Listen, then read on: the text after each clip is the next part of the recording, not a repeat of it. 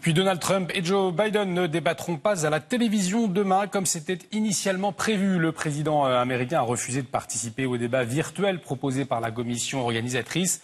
Les deux candidats participeront à des échanges avec des électeurs sur deux chaînes de télé différentes. La campagne américaine, pour en parler, nous allons retrouver en direct depuis New York Caleb Maupin, correspondant de RT aux États-Unis. C'est notre rubrique Vue de l'extérieur. Caleb Maupin, merci d'être en direct avec nous sur RT France. Alors, Joe Biden et Donald Trump se sont lancés dans la course à l'électorat des seniors. Le vote est-il crucial pour l'élection présidentielle du 3 novembre ?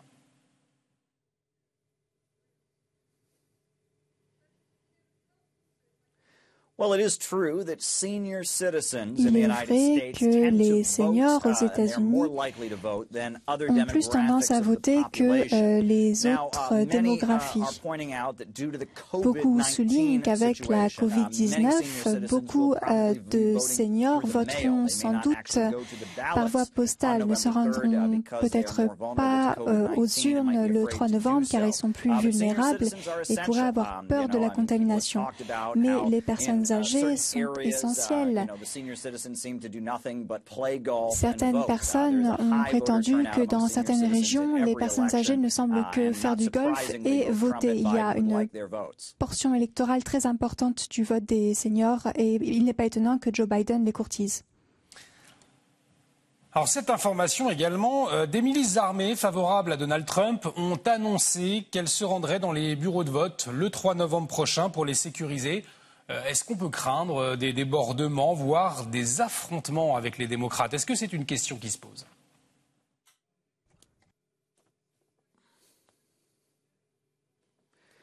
Il y a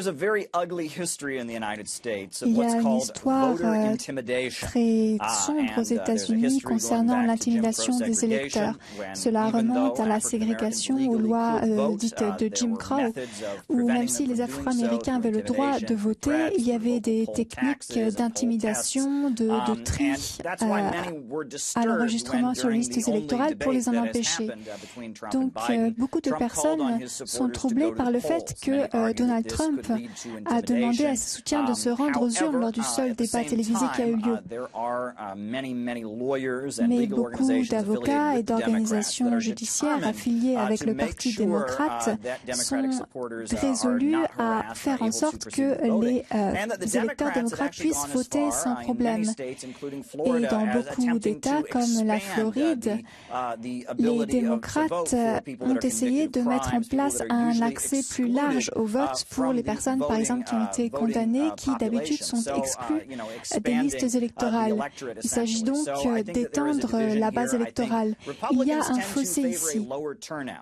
Les républicains essayent de favoriser une participation électorale plus basse, alors que les démocrates préfèrent un taux de participation plus élevé, car cela leur profite plus. Alors, par ailleurs, une polémique enfle en Californie. Le parti républicain a mis de fausses boîtes de vote par correspondance dans la rue, ressemblant étrangement aux originales. Les démocrates dénoncent une action illégale. Qu'en est-il précisément ?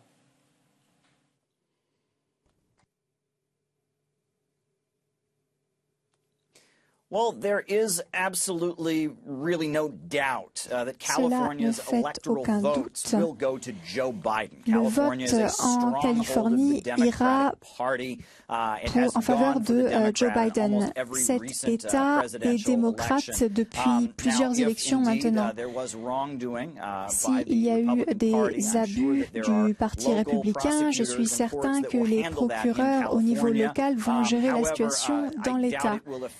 Et je ne pense pas que cela aura une influence sur le résultat. La Californie est véritablement un bastion démocrate, donc même si ces actions violent la loi californienne, je suis certaine qu'il n'y aura pas d'impunité, que cela n'influencera pas le résultat. Alors, 10 millions de votes par correspondance à la présidentielle ont déjà été enregistrés. Est-ce que cela peut créer un problème et des fraudes, comme le dénonce Donald Trump ?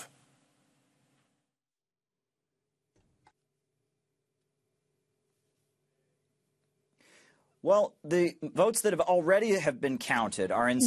votes qui ont déjà été enregistrés ont été comptés dans les États où il est possible d'enregistrer les votes avant le jour des élections. Mais il y a beaucoup d'États où les votes ne peuvent pas être pris en compte jusqu'au 3 novembre, voire après. Donc les résultats pourraient être retardés dans beaucoup d'États car justement ces votes postaux prendront plus de temps à être décomptés. Dans certains États, on a des résultats partiaux et pour certaines personnes, cela pourrait avoir une influence sur le résultat électoral. Cela pourrait encourager ou décourager des électeurs. Mais il est certain que nous n'aurons aucune statistique concernant beaucoup des votes postaux avant le jour des élections. Alors les démocrates envisagent de réformer la Cour suprême s'ils emportent la présidentielle en y rajoutant des membres démocrates pour rééquilibrer une Cour suprême, on le rappelle, majoritairement conservatrice, 9 sièges actuellement. Est-ce que vous pensez que cela puisse se faire ?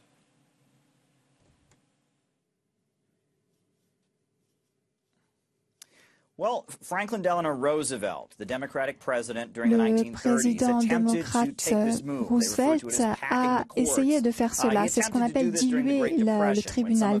Il a essayé lors de la Grande Dépression, alors qu'il avait du mal à faire passer certaines réformes libérales.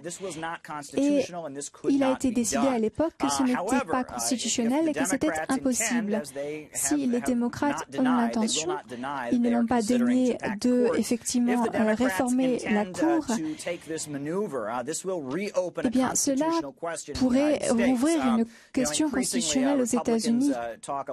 Les républicains évoquent l'idée que la Cour devrait se concentrer sur la Constitution, mais beaucoup d'observateurs démocrates considèrent que la Cour est de plus en plus partisane, avec les juges votant en fonction de leur obédience politique.